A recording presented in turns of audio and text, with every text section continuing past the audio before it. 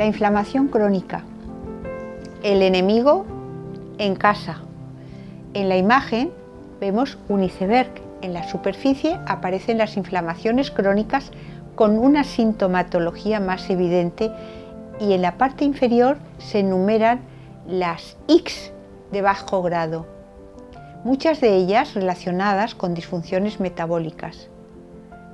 Las inflamaciones crónicas silenciosas o ICS tienen un componente inflamatorio menor y se caracterizan porque no hay cambios observables, no hay cambios tan evidentes en los tejidos, pero tienen consecuencias en el organismo aumentando su vulnerabilidad debido al daño oxidativo que producen. Debo aclarar que en el iceberg he nombrado los trastornos intestinales, se indican trastornos intestinales y tengo que aclarar que engloban la hiperpermeabilidad intestinal, gastritis, disbiosis, diverticulitis, intolerancias alimentarias, estreñimiento, etc.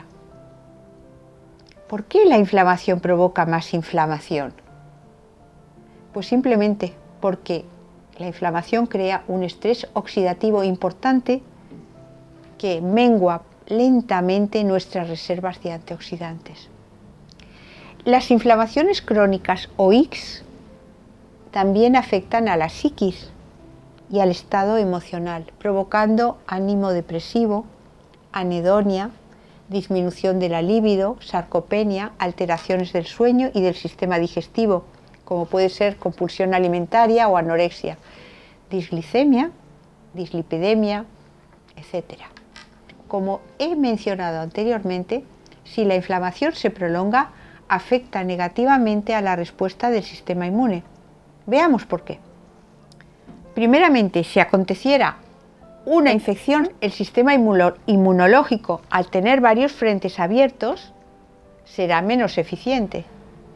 Segundo, la continua exacerbación del sistema inmunológico lo vuelve hiperreactivo, pudiendo atacar equivocadamente a nuestras células, desencadenando procesos autoinmunes. En tercer lugar, disminuye la vigilancia inmunitaria, pudiendo manifestarse neoplasias. La literatura científica afirma que la obesidad, la hiperglicemia y la aterosclerosis son ICS con una repercusión más grave en la COVID-19.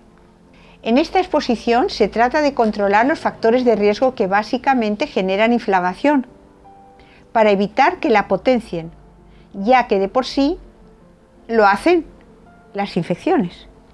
No abusar de los antiinflamatorios. Por ejemplo, el paracetamol y el ibuprofeno están contraindicados en la insuficiencia hepática y el ibuprofeno y la aspirina también en la úlcera de estómago, en la insuficiencia renal o cardíaca, y los anticoagulantes en caso de úlceras en el tracto gastrointestinal. El componente genético influye en la respuesta inflamatoria. Según la epigenética, los factores sociales, psicológicos, ambientales y biológicos influyen en la expresión de los genes inflamatorios, actuando como un interruptor on-off de las ICS.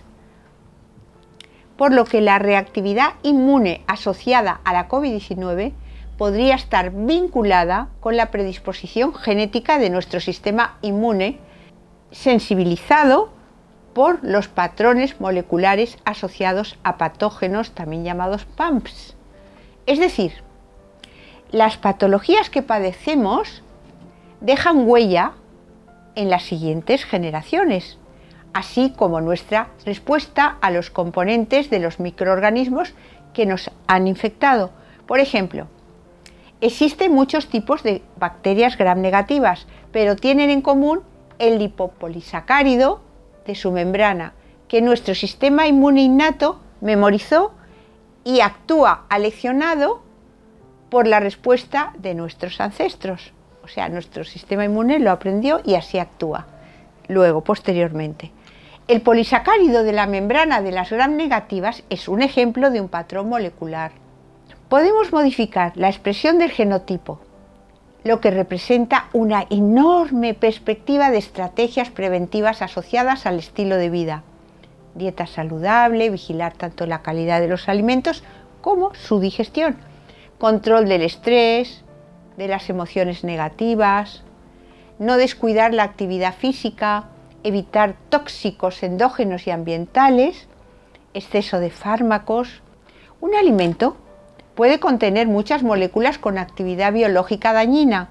Las grasas trans también se llaman hidrogenadas, típicas en la bollería industrial, el azúcar refinado, la comida procesada, metales pesados, que activan la expresión de los genes inflamatorios y graban la metilación hepática, un proceso fundamental en la detoxificación del organismo.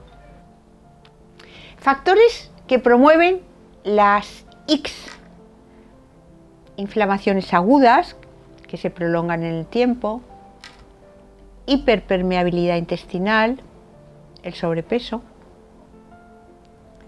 La glucosa es necesaria, pero la hiperglicemia, el exceso de azúcar en la sangre, es nefasta para los vasos sanguíneos.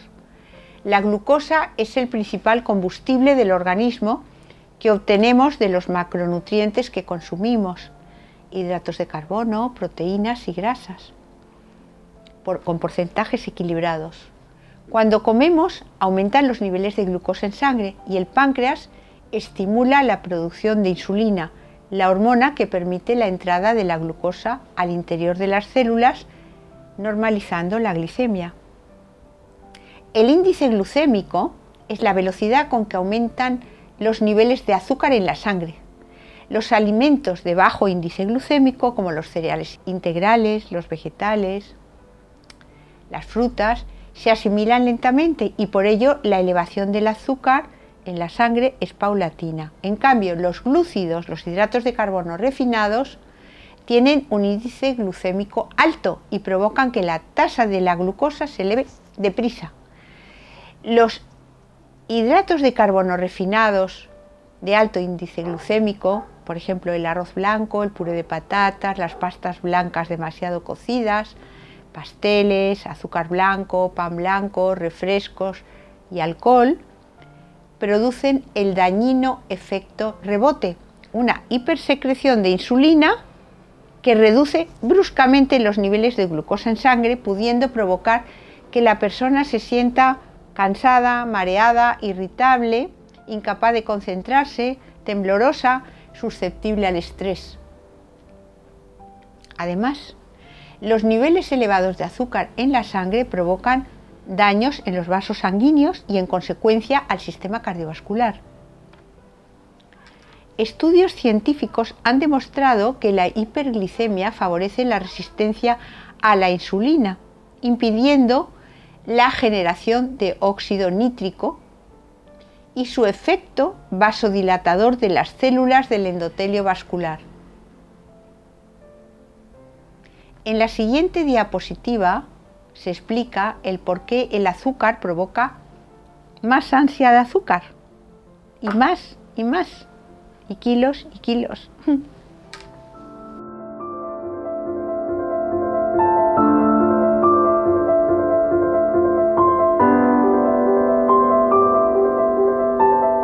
Atracción fatal entre la glucosa y las proteínas. Es el fenómeno de glicación, también llamado fenómeno de Maillard. Es una reacción química en la que una molécula de azúcar y una proteína se enmarañan y se oxidan, dando lugar a productos de glicación, también llamado AHs, que no son funcionales. Si el fenómeno de Maillard ocurre en proteínas enzimáticas, se alteran las reacciones en las que participan, como la digestión, la detoxificación hepática, síntesis de energía. Los AHs atacan a las proteínas estructurales. Si afectan al colágeno, pierde elasticidad y aparecen arrugas en la piel. O las arterias se vuelven más rígidas. La glicación también puede actuar en las inmunoglobulinas, alterando la función de los anticuerpos. La patogénesis de las reacciones de Maillard contribuyen al estrés oxidativo y a la inflamación, particularmente en la diabetes, en la insuficiencia renal y en los trastornos cardiovasculares. Los ACEs pueden deformar los receptores de las membranas celulares, perturbando el intercambio de nutrientes hacia la célula y la excreción de toxinas al exterior y, en consecuencia, provocar que las células degeneren. Los azúcares refinados, la bollería industrial, las colas y otros productos de la industria alimentaria, el pollo y las patatas fritas, los quiches, las pizzas, los platos gratinados o la comida gratinada, constituyen minas de ACEs. Los daños causados por la glicación son irreversibles y aceleran el proceso de envejecimiento.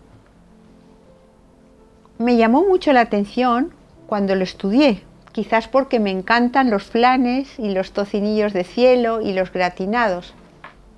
A ver, no pretendo en esta exposición fomentar la hipocondría, sino advertir que en los periodos más vulnerables hay que procurar no agraviar al organismo. El exceso de grasa provoca un infiltrado de células inmunes, macrófagos y linfocitos T. Activa la síntesis de las citoquinas inflamatorias, lo que implica una activación crónica del sistema inmune innato. Un abdomen prominente supone un trabajo extra a los músculos que participan en la respiración. El exceso de grasa se suele acumular en los órganos, principalmente en el hígado y en el páncreas. El hígado graso no alcohólico aumenta la actividad de las células de Kupffer y estas producen radicales libres. Provoca inflamación y destrucción de los hepatocitos. La obesidad acelera el envejecimiento y la obesidad visceral aumenta el riesgo de diabetes, enfermedades cardiovasculares, neurodegenerativas y autoinmunes, así como varios tipos de cáncer. Una recomendación para propiciar la activación de la leptina, hormona de la saciedad. Comer en un entorno tranquilo y saboreando la comida.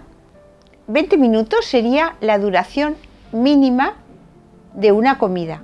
Cuando comemos deprisa, no apreciamos los alimentos ni se activa la sensación de saciedad que aparece aproximadamente también a los 20 minutos de haber comenzado a comer. La leptina es una hormona derivada del tejido graso que desencadena la sensación de saciedad y que también está implicada en el metabolismo.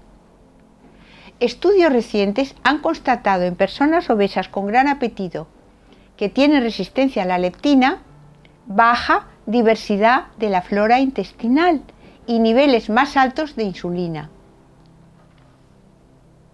El alcohol y el azúcar son dos cómplices premium en la obesidad abdominal.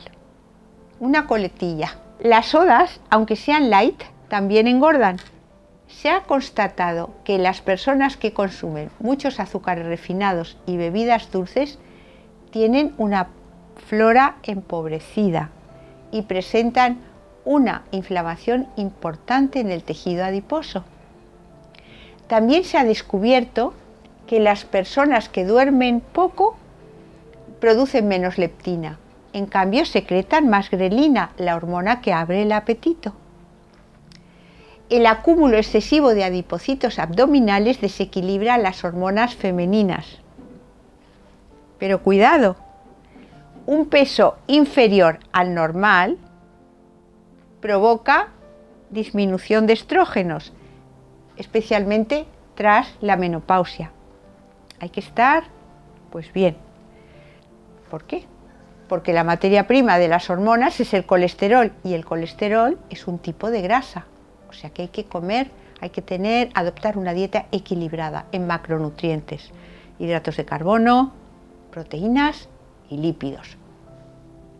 El sobrepeso daña la salud, pero también hay que tener muy en cuenta que las dietas de adelgazamiento demasiado restrictivas conllevan un estrés fisiológico para el organismo que repercute especialmente en el hígado, en el sistema excretor, como el pulmón y el riñón. Además, los regímenes yo-yo, perder peso y recuperarlo al poco tiempo, también son nefastos para el corazón. En un estudio del año 2016 en el que participaron 160.000 personas, se constató un aumento de muerte súbita. También hay que tener cuidado con los suplementos quemagrasas que disminuyen la absorción de grasas y entre ellos las vitaminas liposolubles como son la A, la D, la E, la K, los ácidos grasos esenciales, precursores de prostaglandinas que intervienen en muchos procesos fisiológicos del organismo. O sea que las grasas son necesarias.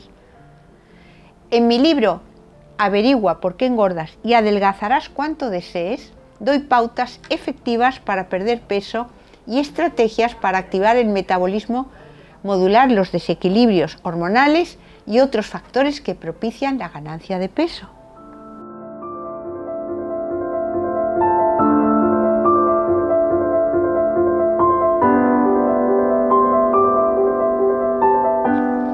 Como ya se ha mencionado en la diapositiva anterior, la obesidad aumenta la presencia de lípidos y glucosa en la circulación, generando radicales libres y a la larga estrés oxidativo, tal como se indica en este gráfico. En esta exposición he intentado suprimir calificativos. La obesidad es mala, el tabaco mata, el azúcar es un veneno, y en cambio se explica el por qué cada factor de riesgo agrava y prolonga las patologías subyacentes. Al principio de la pandemia, mucha gente se asustó en el convencimiento de que los factores de riesgo, la edad, la hipertensión arterial, la diabetes, el cáncer, significaban un pronóstico muy grave en la COVID-19, y lo es. Pero la mayoría de la gente depende solo de los fármacos, sin corregir los malos hábitos, olvidando que en el organismo está la mejor farmacia. No somos máquinas y las reacciones del cuerpo son fluctuantes, por lo que los buenos hábitos complementan los tratamientos. Arteriosclerosis, la autopista del COVID-19. Con la edad, aproximadamente sobre los 60 años, las arterias pierden elasticidad y se vuelven rígidas. El exceso de colesterol disminuye su diámetro, dificultando la circulación sanguínea. Aumenta la presión arterial, lo que inflama el endotelio y se producen pequeñas lesiones. El proceso de la aterosclerosis se inicia cuando el colesterol se adhiere al endotelio dañado. Aparecen estrías grasas, comienza el proceso inflamatorio generando radicales libres. Se activa el sistema inmune y acuden los macrófagos y las plaquetas. Si el exceso de colesterol LDL sobrepasa la capacidad fagocítica de los macrófagos se convierten en células espumosas y finalmente revientan, incrementando la placa de ateroma. El calcio apelmaza la placa de ateroma. Si las placas de ateroma se rompen, pueden formar trombos y causar un infarto de corazón, embolia pulmonar, ictus cerebral, en fin. La hiperlipidemia, la diabetes, el sobrepeso, el tabaquismo, el sedentarismo y el estrés son factores que favorecen la aterosclerosis. El estrés aumenta la síntesis de colesterol, ya que es la materia prima del cortisol, la hormona del estrés crónico.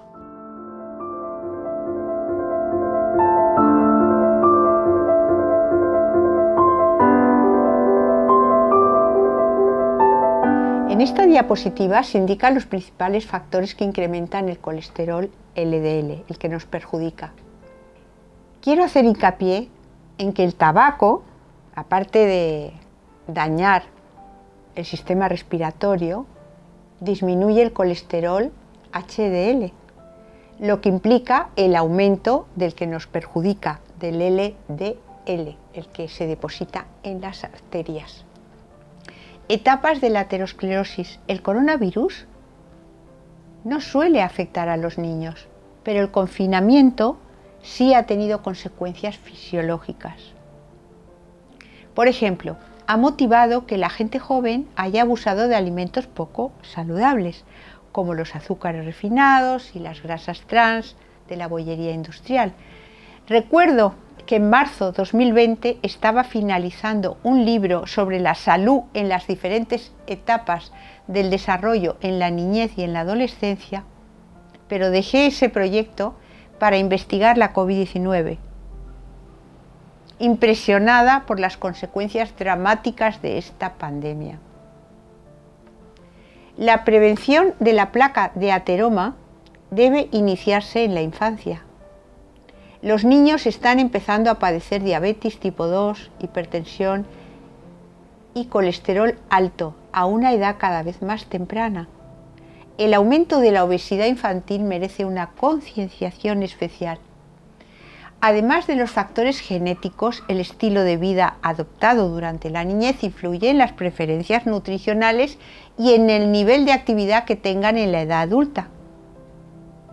Los niños que pasan mucho tiempo frente a la tablet, el ordenador o la tele comen exceso de grasas y dulces. Tienen muchas más probabilidades de ganar peso y de ser obesos que los niños que se ejercitan regularmente y siguen dietas saludables, abundantes en frutas y verduras.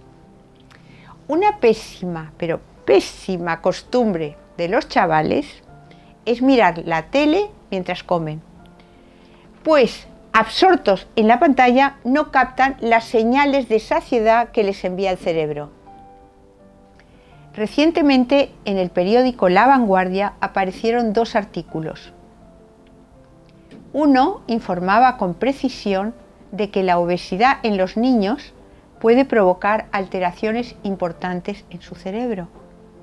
Y en otro alertaba acerca de que un gran porcentaje de niños obesos serán futuros adolescentes obesos, con afectación de las patologías que antes he mencionado, lo que consecuentemente supone un riesgo acrecentado de menor esperanza de vida.